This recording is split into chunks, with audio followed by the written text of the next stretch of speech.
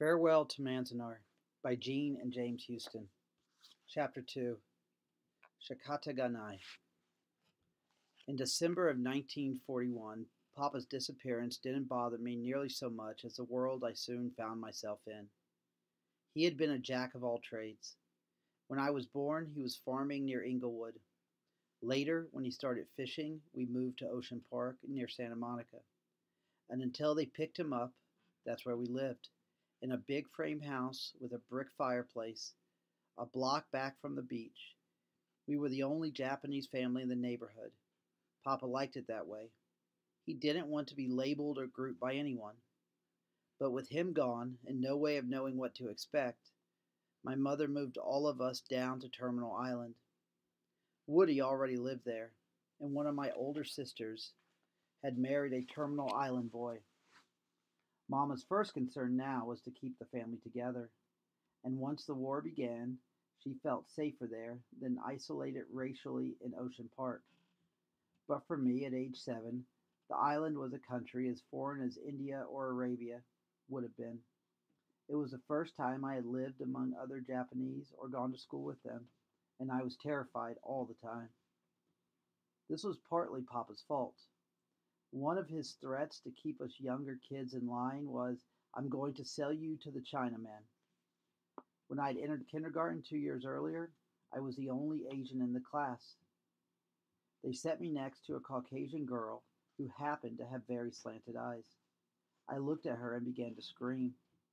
Certain Papa had sold me out at last. My fear of her ran so deep I could not speak of it even to Mama. Couldn't explain why I was screaming.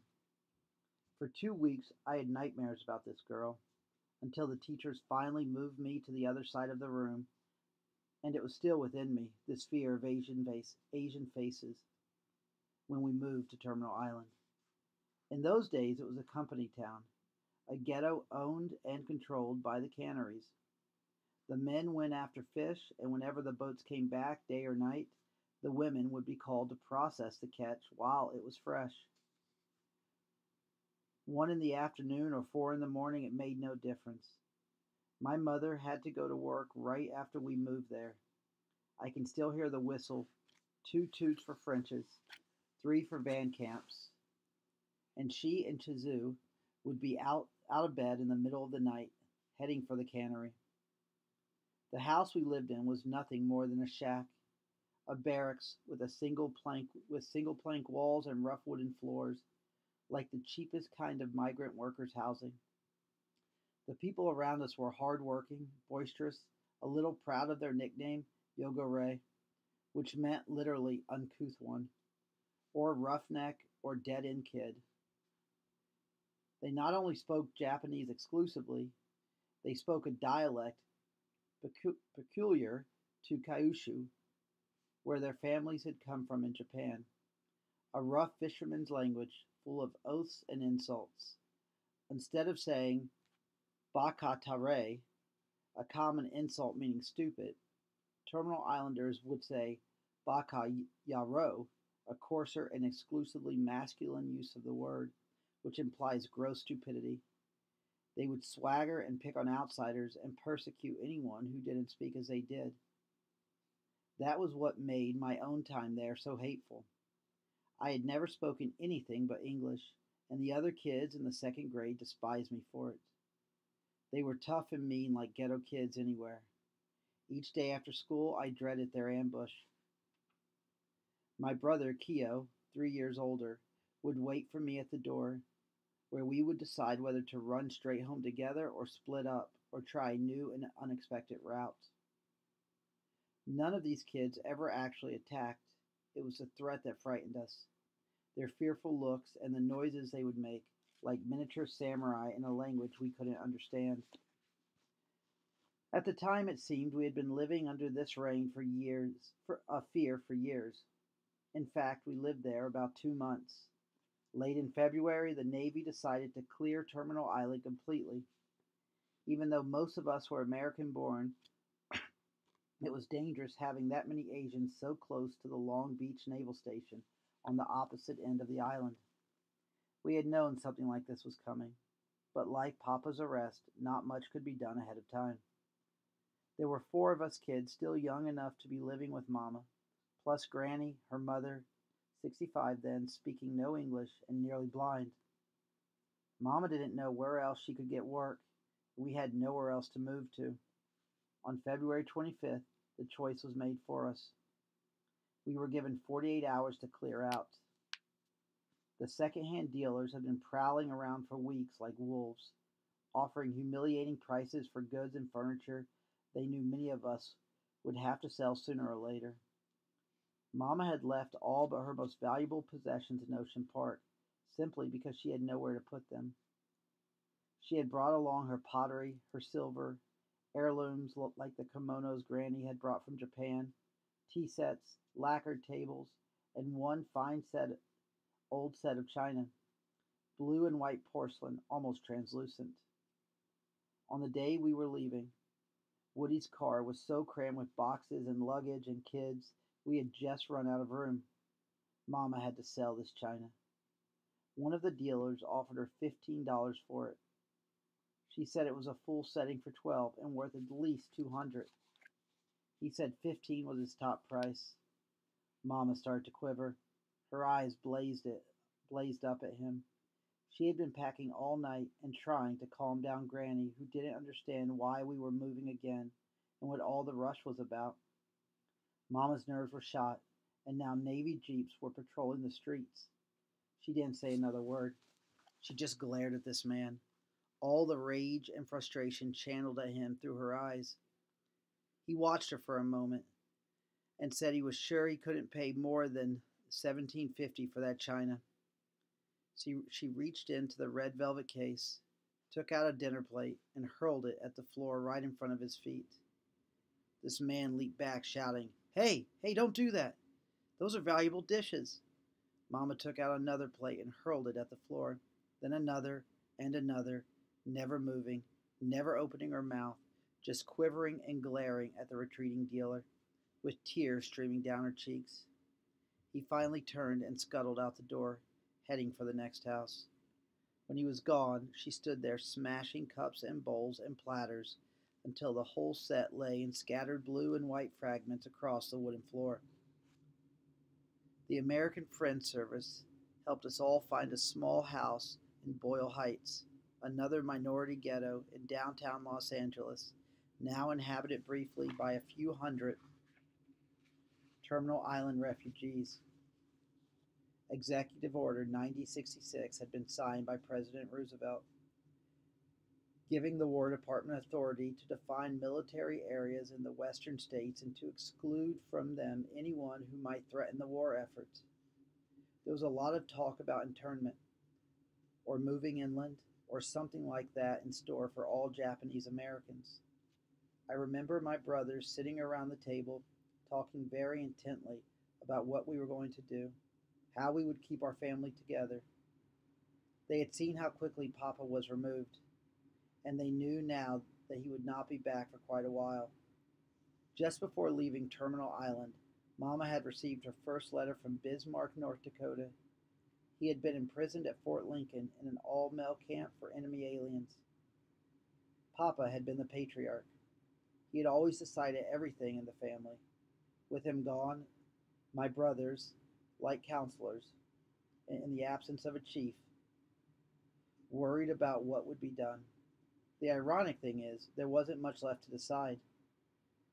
These were mainly days of quiet, desperate waiting for what seemed at the time to be inevitable. There was a phrase the Japanese use in such situations. When something difficult must be endured.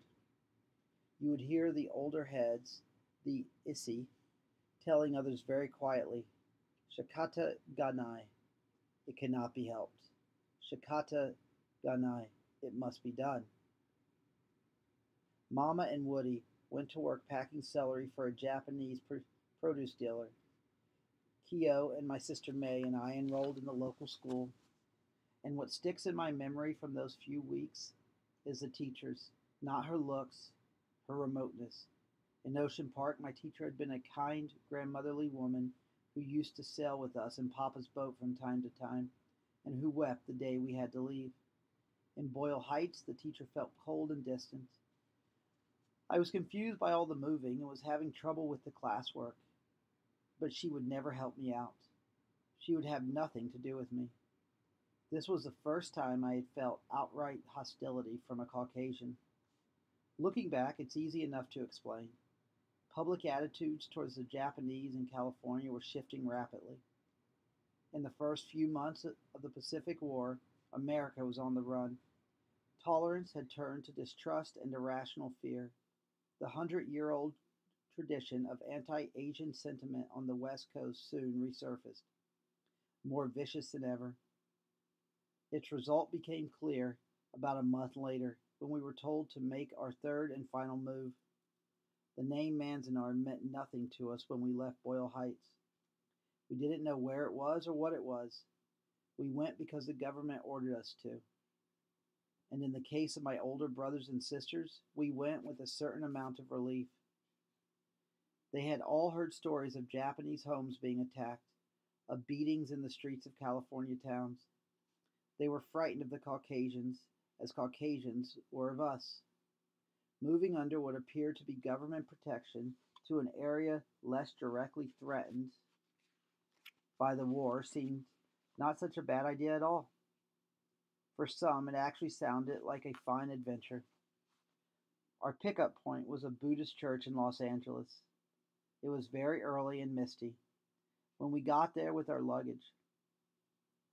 Mama had bought heavy coats for all of us. She grew up in eastern Washington and knew that anywhere inland in April would be cold.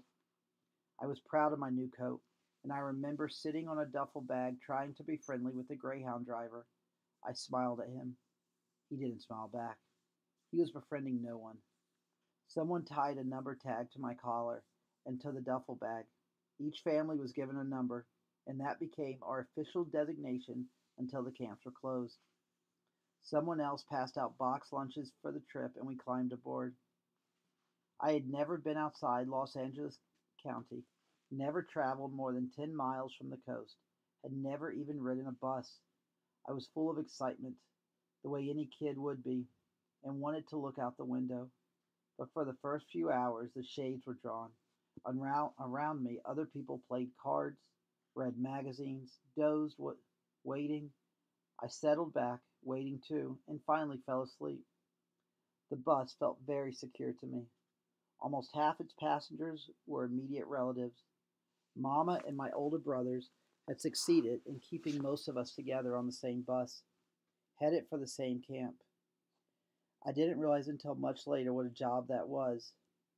The strategy had been, first, to have everyone living in the same district when the evacuation began, and then to get all of us included under the same family number, even though names had been changed by marriage. Many families weren't as lucky as ours and suffered months of anguish while trying to arrange transfers from one camp to another. We rode all day. By the time we reached our destination, the shades were up. It was late afternoon. The first thing I saw was a yellow swirl across a blurred, reddish setting sun. The bus was being pelted by what sounded like spattering rain. It wasn't rain. This was my first look at something I would soon know very well. A billowing flurry of dust and sand churned up by the wind through Owens Valley. We drove past a barbed wire fence, through a gate, and into an open space where trunks and sacks and packages had been dumped from the baggage trucks that drove out ahead of us. I could see a few tents set up, the first rows of black barracks and beyond them, blurred by sand, rows of barracks that seemed to spread for miles across this plain. People were sitting on cartons or milling around with their backs to the wind, waiting to see which friends or relatives would be on this bus. As we approached, they turned or stood up, and some moved toward us expectantly. But inside the bus, no one stirred. No one waved or spoke. They just stared out the windows, ominously silent. I didn't understand this. Hadn't we finally arrived, our whole family intact? I opened a window. leaned out and yelled happily, "Hey, this whole bus is full of Wakasukis." Outside, the greeter smiled. Inside, there was an explosion of laughter, hysterical, tension breaking laughter that left my brothers choking and whacking each other across the shoulders. We had pulled up just in time for dinner. The mess halls weren't completed yet. An outdoor chow line snaked around a half finished building that broke a good part of the wind. They issued us army mess kits, the round metal kind that fold over, and plopped in scoops of canned Vienna sausage, canned string beans, steamed rice that had been cooked too long, and on top of the rice a serving of canned apricots. The Caucasian servers were thinking that the fruit poured over rice would make a good dessert.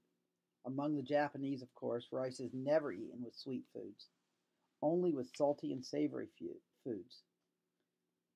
Few of us could eat such a mixture, but at this point no one dared protest. It would have been impolite. I was horrified when I saw the apricot syrup seeping through my little mound of rice. I opened my mouth to complain. My mother jabbed me in the back to keep quiet. We moved on through the line and joined the others, squatting in the lee of half-raised walls, dabbing courteously at what was, for almost everyone there, an inedible concoction. After dinner, we were taken to Block 16, a cluster of 15 barracks that had just been finished a day or so earlier, although finished was hardly the word for it. The shacks were built of one thickness of pine planking covered with tar paper. They sat on concrete footings, with about 2 feet of open space between the floorboards and the ground. Gaps showed between the planks, and as the weeks passed and the green wood dried out, the gaps widened. Knotholes gaped in the uncovered floor. Each barracks was divided into 6 units, 16 by 20 feet, about the size of a living room, with one bare bulb hanging from the ceiling and an oil stove for heat. We were assigning 2 of these for the 12 people in our family group, and our official family number was enlarged by 3 digits, 16 plus the number of this barracks. We were issued steel army cots, 2 brown army blankets each, and some mattress covers, which my brothers stuffed with straw. The first task was to divide up what space we had for sleeping. Bill and Woody contributed a blanket each and partitioned off the first room. One side for Bill and Tommy, one side for Woody and Shizue and their baby girl. Woody also got the stove for heating formulas. The people who had it hardest during the first few months were young couples like these, many of whom had married just before the evacuation began in order not to be separated and sent to different camps. Our 2 rooms were crowded, but at least it was all in the family. My oldest sister and her husband were shoved into one of those 16 by 20-foot compartments with 6 people they had never seen before. 2 other couples, one recently married like themselves, the other with 2 teenage boys. Partitioning off a room like that wasn't easy. It was bitter cold when we arrived, and the wind did not abate. All they had to use for room dividers were those army blankets, 2 of which were barely enough to keep one person warm. They argued over whose blanket should be sacrificed, and later argued about noise at night. The parents wanted their boys asleep by 9 p.m., and they continued arguing over matters like that for 6 months, until my sister and her husband left to harvest sugar beets in Idaho. It was grueling work up there, and wages were pitiful. But when the call came through camp for workers to alleviate the wartime labor shortage, it sounded better than their life at Manzanar. They knew they'd have, if nothing else, a room, perhaps a cabin of their own. The first night in Block 16, the rest of us squeezed into the second room. Granny, Lillian, age 14, Ray, 13, May, 11, Keo, 10, Mama, and me. I didn't mind this at all at the time. Being youngest man, I got to sleep with Mama, and before we went to bed, I had a great time jumping up and down on the mattress. The boys had stuffed so much straw into hers we had to flatten it some so we wouldn't slide off. I slept with her every night after that until Papa came back.